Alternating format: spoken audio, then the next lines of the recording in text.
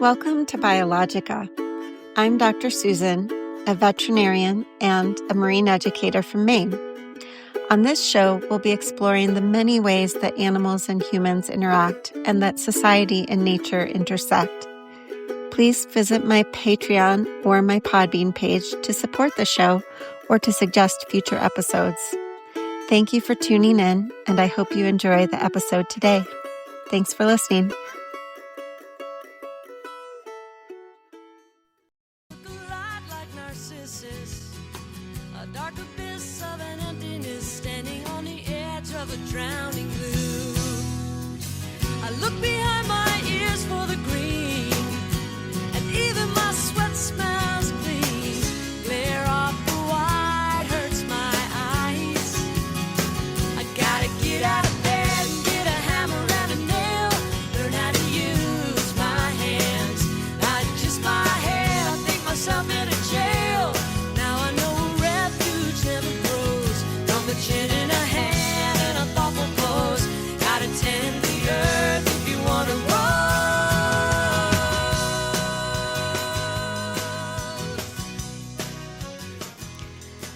Welcome to today's episode of Biologica about gardening and our connection with gardens in our backyards.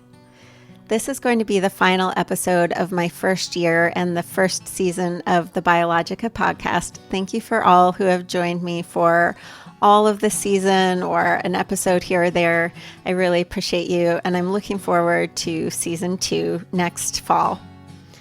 Today's episode, while not exclusively about animals, is about a strong connection we share with nature through gardening and backyard activities. We'll be hearing from an expert from Indiana, and this is in honor of my dad, who loves his newsletter. We'll be interviewing Ricky Kemery, who is an expert gardener and garden educator from Indiana. He publishes the very popular Ricky's Gardening Tips and Tricks and Home Horticulture newsletter, which my dad always shares with me and the rest of my family, and we so appreciate that. It's full of gardening tips and also some fun things like features of ABBA and more. I'll share how to subscribe to that newsletter in the episode notes. We'll also hear from my good friend and life mentor, Deborah, who lives in Vermont. She's a retired but still very busy artist and potter, and she takes that artistry into her gardening. And I've always admired her beautiful gardens, and she'll share some of her personal perspectives on that. Now let's hear, to start things off, a short excerpt from The Secret Garden. She did not know anything about gardening, but the grass seemed so thick in some of the places where the green points were pushing their way through that she thought they did not seem to have enough room to grow. She searched about until she found a rather sharp piece of wood and knelt down and dug and weeded out the weeds and grass until she made nice little clear places around them. "Now they look as if they could breathe," she said, after she had finished with the first ones. "I'm going to do ever so many more, do all I can see. I haven't time today, I can come tomorrow." She went from place to place and dug and weeded and enjoyed herself so immensely that she was led on from bed to bed and into the grass under the trees. The exercise made her so warm that she first threw her coat off and then her hat, and without knowing it, she was smiling down onto the grass and the pale green points all the time. The robin was tremendously busy. He was very much pleased to see gardening begun on his own estate. Plant your love and let it grow. Let it grow, let it grow. Let it blossom, let it flow. I love how that excerpt not only highlights the joy that people can get and lose their sorrows and find exercise in gardening, but it also really highlights the connection that our backyards and our gardens have with local wildlife.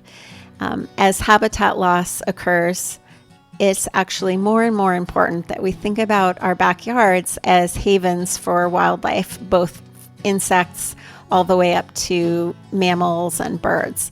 And so if any of you listen to the monarch episode, you'll know that choosing to avoid pesticides can be one of the best gifts we give to our pets' health, our health, and the insects and wildlife that live and migrate through our backyards.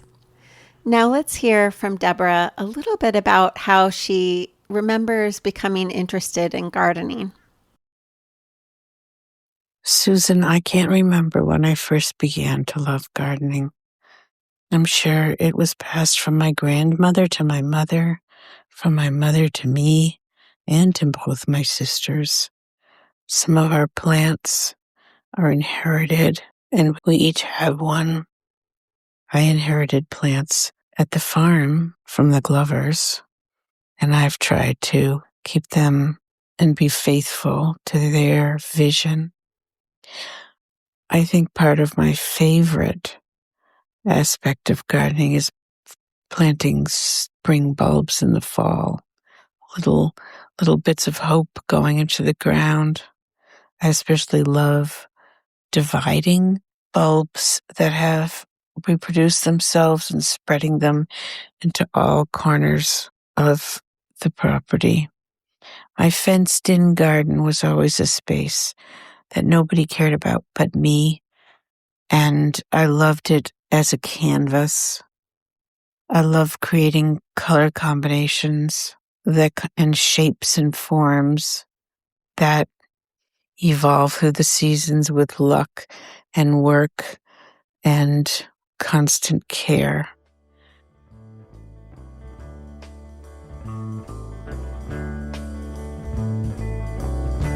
The garden is open.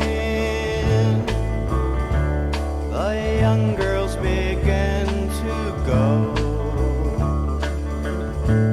The garden is open. The juices begin to flow. It's summer again. The beat blood is high. Blue ripe buds of spring, red into the sky. The city of joy. Now that we've talked with Deborah, let's talk with Ricky D. Kemery, an educator from the Allen County Extension and Purdue University and elsewhere, a lifelong gardening expert and educator. I'm here today with Ricky Kemery, who is the creator and writer of Ricky's Garden Newsletter. Do I have the name of your newsletter correctly, Ricky? It's called Home Horticulture. Okay, home horticulture. I know my father, Tom Hayhurst, is a big fan and always shares it with all of his grandchildren and children, and we always enjoy reading it. So thank you for joining us, the Biologica Podcast today. How did you yourself get interested in gardening and horticulture? Well, I've always liked being outdoors and in nature. So when I was very small, I would go across the street to the neighbors where there was a forest. And I would just go up and sit and look and listen and explore. Mm. And then later on, when I was a teenager, I worked at a public golf course. I loved it. I loved being outdoors. I loved the upkeep of that sort of thing. And of course, the area where I grew up in Northeast Indiana, we have lots of lakes, just like you do in Maine. Mm-hmm. And I really loved to be outdoors and swim and fish and explore. That's just my nature. Mm-hmm. And so it's always been a part of me. I never was a real gardener until I went to Purdue University in the School of Horticulture and learned a lot about that kind of stuff. Mm. Excellent. Well, I think I mentioned in my email that I grew up in Northeast Indiana in Fort Wayne, and I myself also loved the lakes of the area, and Maine feels familiar from Indiana with all its lakes, and I'm a big fan and grew up spending a lot of time Lake Tippecanoe up there. So it's fun to have the Indiana connection on the show. And even though the Northeast and I live on the coast of Maine, we're a lot north, our growing conditions aren't actually that different. I think we get kind of a little bit of coastal effect where it doesn't get super cold in the winter, despite what people might think here. So, what with spring coming here, what are some of your favorite recommendations for somebody planning something new or getting started with their garden projects this spring? I always work a lot with people and I talk with a lot of people. And a lot of times, the average response from a person when I ask if they like to garden, they'll go, well, I like it, but I just have a brown thumb. I don't know what I'm Mm, doing. I've never had much success. And a lot of that has to do with the soil. Even though the mm, soils in Maine and in northern Indiana are different, a lot of times people really struggle with that, not knowing that what you grow plants in makes a huge difference in your success. And interesting. that's one reason why I really love to garden in raised beds using a method called lasagna gardening. And I think that in that way, no matter where you're at in the country, you can do that and have real control over what you're growing your plants in. And if you're a good scrounger, you can really, for almost nothing, have a garden with some of the best soil you could ever dream of, Mm, um, which is always appealing. yeah. And I like to use tall raised beds, especially for folks that have mobility issues, they're seniors. Mm-hmm. If you're a small household where you don't need what I call a conventional or truck style garden, then I think, raised beds are really perfect for a lot of reasons. Mm, And the nice thing is again, if you're a good scrounger, you want to have a raised bed, you know, you need to put it in a place where there's sun, where mm-hmm. there's not a lot of water standing around, Mm-hmm. and not near any walnut trees if you can help it. Mm, But other than that, I always recommend that you put the raised bed somewhere near where the kitchen is in the house, because mm, there's nothing better than if you need something just to walk outside for a short distance and you pick what you need and you're right back in the kitchen. mm. Obviously, you need a good water source nearby too, I and love that idea.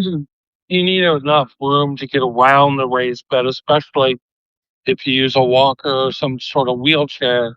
Mm, Um, so it's really these kind of raised beds are really good for people that are disabled or don't get around or seniors. mm, So what you do essentially is that you can build your raised bed. It can be right on the top of turf.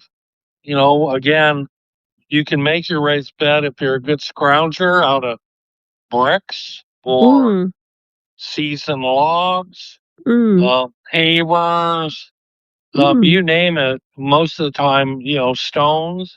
mm, I've seen lots of different raised. I've seen some newer type raised beds that are made out of excess roofing material that mm. comes from your garden center. It's really up to you what you can scrounge to use. My Okay. raised beds I like to be at least 2.5 to 3 feet tall, and Wow. that Okay. seems really tall, huh? Yeah. But it really makes easier access and get to, especially if you have issues. Mm-hmm. Um, and I really think that you should start with a raised bed that's at least 4 to 5 feet in length Okay. and 2.5 to 3 feet in width. Okay. So you build it, and then the first thing you do is you go to your hardware store and find this stuff called hardware cloth. It Mm, kind of looks like white mesh screening material, mm. and you put that on the bottom to keep any sort of critters that might want to come up from the bottom in a raised bed from staying out of it. Oh, okay. And then what you do is you just start building layers, just like you would in a compost pile. The layers need to be anywhere from 2 to 4 inches in height, Okay. and you can use all kinds of different materials. You can use fallen leaves as long as they're not walnut leaves. You Mm-hmm. can use pine needles. Mm, You can use peat moss. You can use material from your garden center like soil with worm castings. If you have a source of rotted manure, like, a farmer, you can have some of that rotted, meaning it's been sitting around for 6 months or so. Or you can use the stuff in the garden centers that contains manure, rotted manure, or worm castings. That stuff works really good. So you start building these layers. You can use clean straw also from your garden centers. And you just start building these layers up until you get about 8 inches from the top of the raised bed. And then I will do the rest of it with something good. Like if you were a composter, I'd use compost. Or again, from the garden center, composted manure, worm castings, anything good. You want to finish with that. Okay. And then the wonderful thing, you can do it this spring. And when you're done, you can plant immediately. Really? Wow. And the soil over time will compost. And the first year is good, but then the following years are even better. Nice. And what you've just done is, again, if you're a good scrounger, is create a raised bed that you have access to with the best soil in the world. Because anywhere it's kind of tough. Soils aren't perfect, and when you try to grow in sort of normal soil, it can be good, it can be bad. You never know. You got to get soil testing, and when you conventionally garden, you're always from year to year going to have to keep adding material, and that sort of brings up what we hate as gardeners, are weeds. So raised beds really cut down on the maintenance because the weeds have a more difficult time getting in. Obviously, after you plant, you can use all kinds of different mulch to mulch the top of the raised bed, so keeps water in, keeps the weeds out. It makes life a lot simpler. I love that idea. So the layers are kind of the lasagna. Is that the analogy to the lasagna is making the layers like that? Anyway, I make very good lasagna. Yeah, I mean, there are all kinds of these lasagna gardening techniques. You can actually do it on top of the regular soil if you want to. But I like to raise beds better because you keep things more under your control. And then from year to year, the only thing that you do to the raised bed is add some rotted leaves on top or compost. And you're done. You can go right back in and plant again. Nice. Oh, I love that idea. And actually, I feel like you identified some of the challenges. I love the idea of gardening, and I do little, but I do feel like I have sometimes a brown thumb. I'm not always very good at it. And also, sometimes I struggle with like the position, like the body position of it, and feeling sore the next day or that kind of thing. So I love this idea. I'm kind of excited to try this this spring. Even if you're not in a wheelchair or a walker, you can just bring a seat out with you, and that's wonderful because you can just sit down and reach the bed. You want it so that you can reach across and easily weed if there are some that blow in, or easily harvest or easily plant. It just makes life a lot easier. It also helps a little bit with critters. If you have critters that get in your garden, it's higher up, so they have a tougher time getting up in the garden. So that makes life a little bit easier too. There are also some little cages that you can make that fit over the raised bed to keep birds or other critters out that still allow sunlight and water in. Those are really easy to make out of PVC pipe and some screening. And you can just, when you're ready to harvest, sometimes they have they fold up so you can reach the plants, or you just take them off. They're very lightweight. And do your harvesting and then put it back on. Keep critters out. Got it. Okay. And I know we were mentioning right a little earlier before we started the interview how a lot of the listeners like have pets. I know I have both cats and dogs. The dogs go out in the yard. The cats aren't supposed to, but sometimes they get out there. So for gardening safety with pets, this is another another good strategy, it sounds like. Another thing that you can do is if you have access to like roses and their canes Mm-hmm.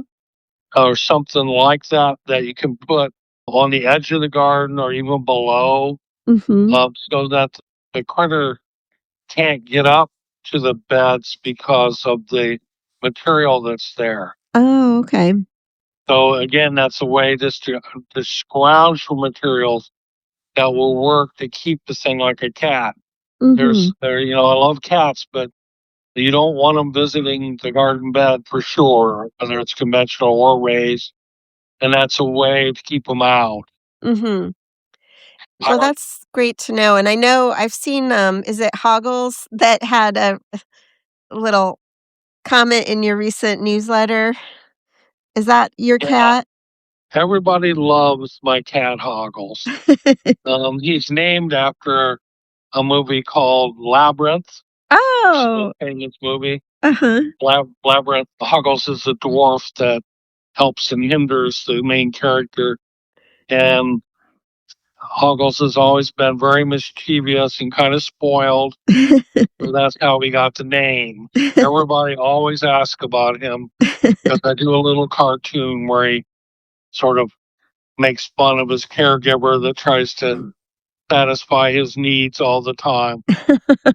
So yeah, people love that. I like when I write to add some comedy in with what I'm writing. It doesn't always have to be exclusively garden related. The newsletter I'm working on, I'm actually writing about Irish pubs, Oh, fun. their history, and some of the weird names. I've visited England a couple of times in the last 10 years and Scotland, Uh-huh. and the names of their pubs can be hilarious. Yeah. Oh, I can't wait to read that. Well, I think that's one of the reasons my family has enjoyed your writing, and my dad, Tom, always passes it along and calls out for us to check it out because it's gardening and plants, but a lot more also. So that's always fun. One last question. Do you have a favorite flower or vegetable to grow? Do you have a favorite thing to garden? I do like to add some flowers in with vegetables or herbs. Mm. You can do herbs and they have flowers, and that helps too. Mhm. But it really helps with pollinators. And pollinators are a big issue with gardeners everywhere in the country. Mm. Having a garden that attracts pollinators so that helps with certain crops that need those insect pollinators. Mm. So I do like to add them. If you don't have a lot of room, then I would at least around the garden somewhere near grow sunflowers. I love sunflowers, Mm. Mhm. and I especially like the ones that have multiple sprays of flowers. Mm. Sunflowers actually help.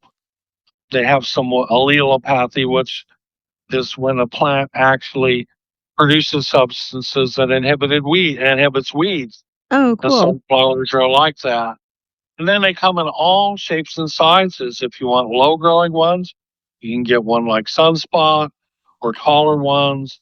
I just think they're wonderful. I always tell people that it's hard not to have a sunflower around and not smile. That's That's important. You want your gardens to be as less work as possible Yep. so that you actually enjoy the garden rather than have it be a huge burden Yeah. where in July you're just ready to give up. Yeah, that makes a lot of sense, and sunflowers, I feel like, bring a lot of joy as the season goes on, and, I love seeing when I go to, like, the county fairs in the fall and people have the sunflowers they've grown there, I always love seeing those, so I mean, you can even grow marigolds on the edge of the raised beds, and those are Mm. nice. And they have some insect repellent qualities, or you can grow something that actually drapes over the side of the raised bed, something. Mm. Mhm. So you can incorporate them, and I'm a big believer in incorporating flowers and vegetables together. Nice that they're kinda synergistic, they go together well, sounds Yeah. like. Good, well, I'm excited to apply some of these lessons, and I love how they kind of keep it simple and maybe make it easier for me, which is great. And thank you so much both to you and Hoggles. And I look forward to reading about the pubs of Scotland and England as well. Okay. It's been nice talking with you. Yeah, you too. All right. You take care. Thank you. Bye-bye. Bye. All right. Well, that was so fun talking with Ricky, and a shout out to my dad, Tom Hayhurst, Dr. Tom, who lives in Fort Wayne, Indiana, and has always been sharing and enjoying Ricky's writing with me and the rest of our family. Hope you enjoyed the interview, and I'm looking forward to getting out there. It smells and feels like spring out there, and while there's snow on the ground, it's rapidly melting. So I'm excited to put the lasagna method, and I love the idea of scrounging things. So I hope that inspired you as it did me.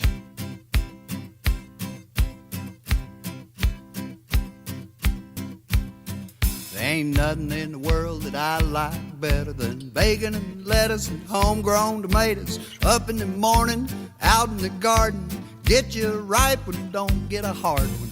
Plant 'em in the spring, eat 'em in the summer. All winter without 'em's a culinary bummer. I forget all about the sweating and digging every time I go out and pick me a bit. Homegrown tomatoes, homegrown tomatoes. What'd life be without homegrown tomatoes? Only two things that money can't buy, and that's true love and homegrown tomatoes. I really enjoyed speaking with Ricky Kemery about his gardening tips and tricks, and I'm excited to try some of them this spring. This episode is hopefully a surprise for my parents. My dad is a huge fan of Ricky's newsletter, and I don't think knows that I got to speak with Ricky Kemery. So this episode is dedicated to my dad, and thanks for connecting me to the newsletter and for sharing it with me. Let's hear again from Deborah with some of her thoughts and philosophies about gardening. I don't know why it is such a satisfying pastime. It's almost like an addiction.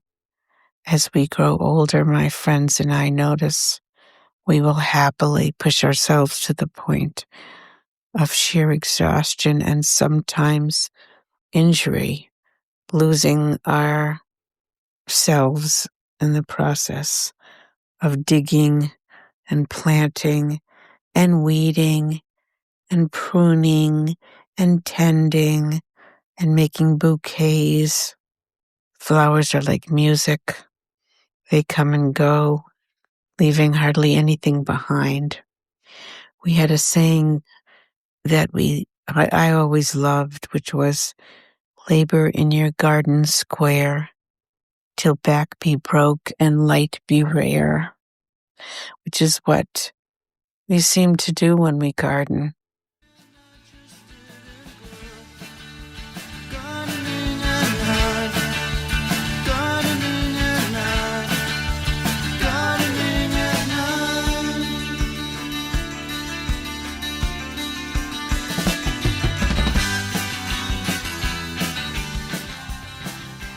One of the things I love about doing this podcast is getting to ask people interesting questions and have fun conversations.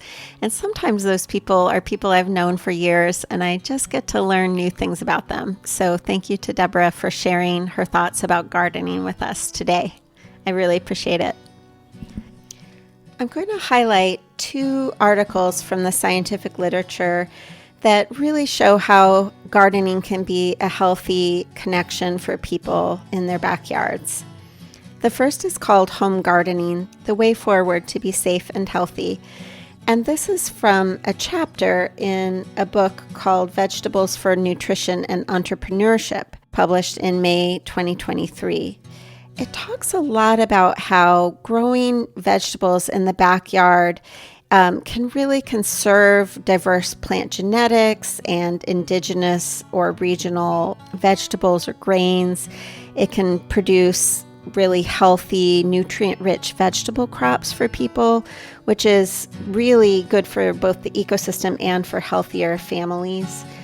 These can be in all different shapes and sizes: vertical, container, rooftop, even hydroponics. And so they can be a really economical, wonderful way to have healthy and organic vegetables in your own home and save money on groceries. The second article is called Exploring the Health Benefits of Home Gardens, Biological, Psychological, and Therapeutic Perspectives. And this is from the journal Discover Public Health from 2025. The article really talks about all the evidence of the different benefits, both extensive health and also psychological benefits that gardening can have. One quote I love from this article is that it says it is, quote, more than a leisure activity, but a transformative health practice, end quote. It talks about some things about gardening that I hadn't really even thought about, which is that it really connects people with the microbiome of the soil where they live, and that enhances their immune function and regulates and sort of helps their endocrine system, their hormones. And it also can improve air quality. So that's kind of fascinating. I saw some other articles out there talking about how organic gardening had a real strong link to a healthy soil microbiome, all those bacterial communities in the soil. And so when we're out there digging around, we're really benefiting our immune systems. It's kind of fascinating. But they also really dig into the psychological benefits of gardening and how it can, quote, foster mindfulness, emotional stability, cognitive function, and social cohesion, reducing stress, anxiety, and depression. It goes into a lot more about this, but basically we're getting all kinds of deep biological, medical benefits while we garden, but also a lot of benefits to our mind and our mental health. All the articles are really inspiring me to get out there. Sometimes I can have some joint issues talking to Ricky and reading some of these articles about how certain tools or positioning of the garden beds can make it really accessible for all kinds of people is very inspiring.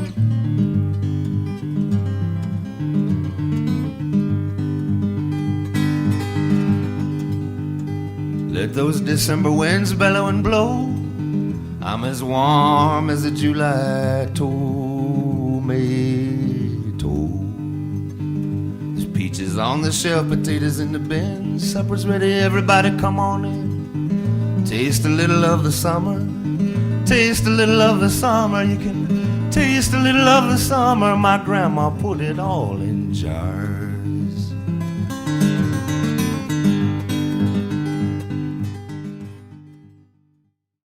I'm here with Kyle and we're going to chat about gardening. Hi, Kyle.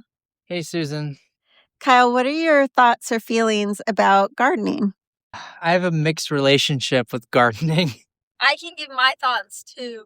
Okay, we're going to hear Sky's thoughts, which she has interjected, and then we're going to ask Kyle. I'll share my quick story. Okay. Hello, Mother's loyal followers. So this one time last year, little old me is sitting inside. It's the summer. I'm like reading on my phone on the couch. And then somebody comes in, one of the parents, I assume it was dad, and he's just like, want to help in the garden? And I was like, poor innocent, naive me was like, oh yeah, I'll come help in the garden. So I go out the door, sun's beating down, my hair is newly dyed. I think it looks great. It would not end the day looking great, I assure you of this. So we just basically shoved a bunch of dirt on the ground and like ripped up a bunch of leaves and stuff. We did that for like an hour. I don't know why it took that long. We were just like throwing dirt around.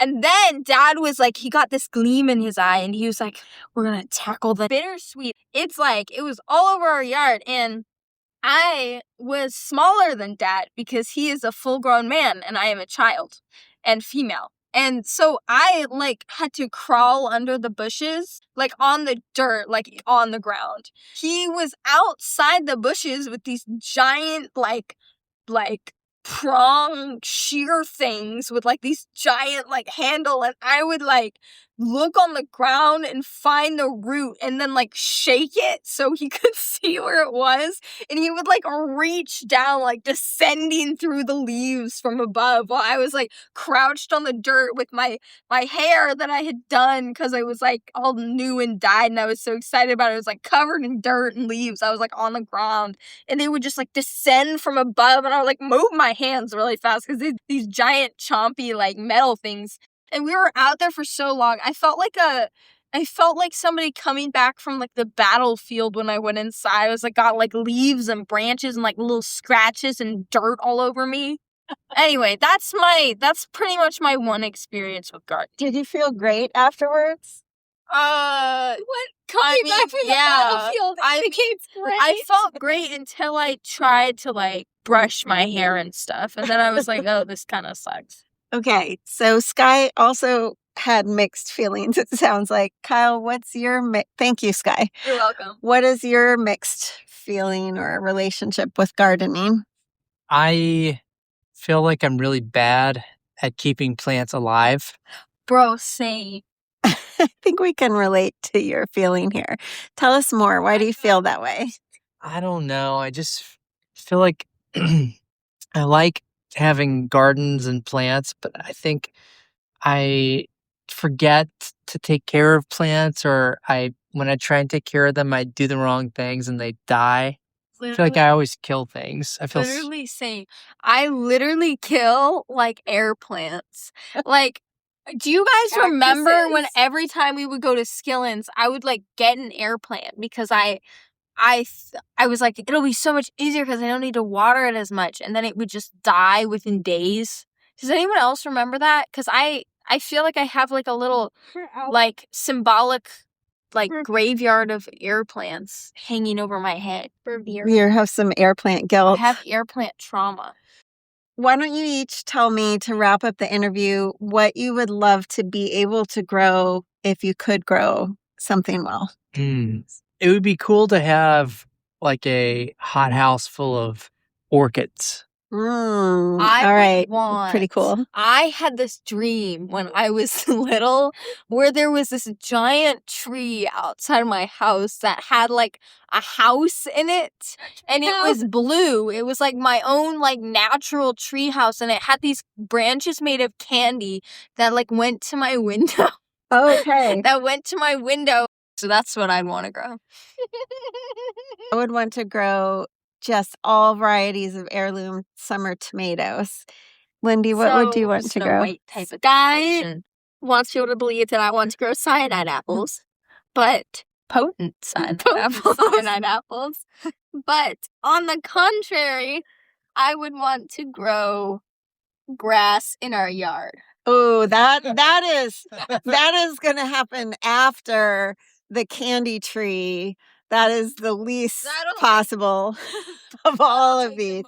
But I'm loving picturing our yard full of grass, heirloom tomatoes, a hothouse with orchids, and a magical candy tree with a blue house in it. And I don't think we're going to have the cyanide apples. All right. Thank you, family, for your gardening interview. Planting tomatoes in the empty lot. Someone practicing saxophone down the block, and they are not good. Yeah, they are not good. Yeah, picking flowers off the shoulder of the road. 18-wheelers rushing by a little too close. Let's conclude with a poem called Raised Bed Gardens.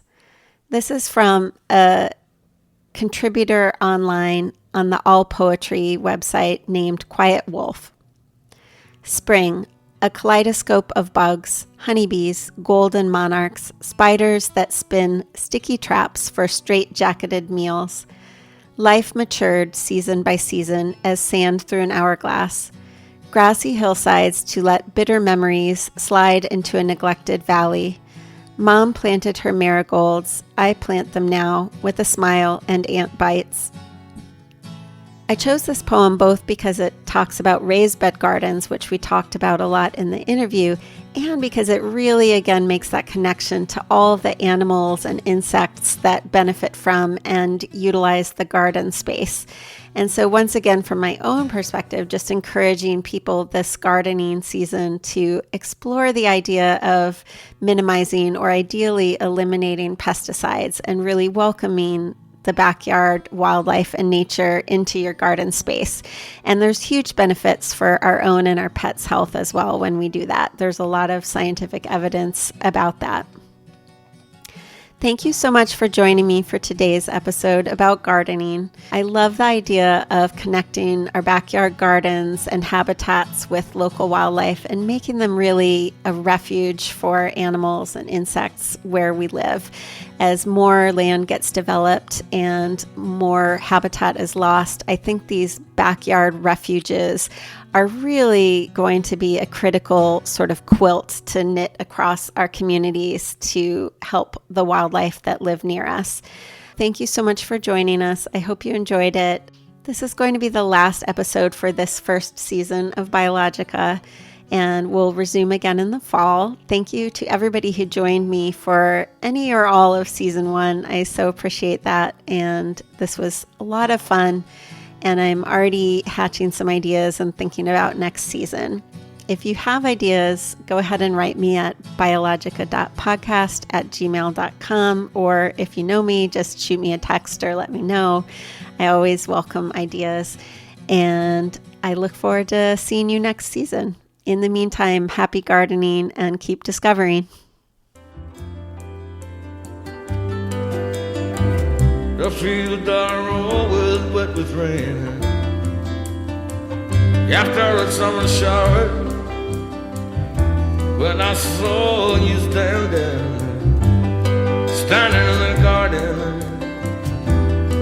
in the garden,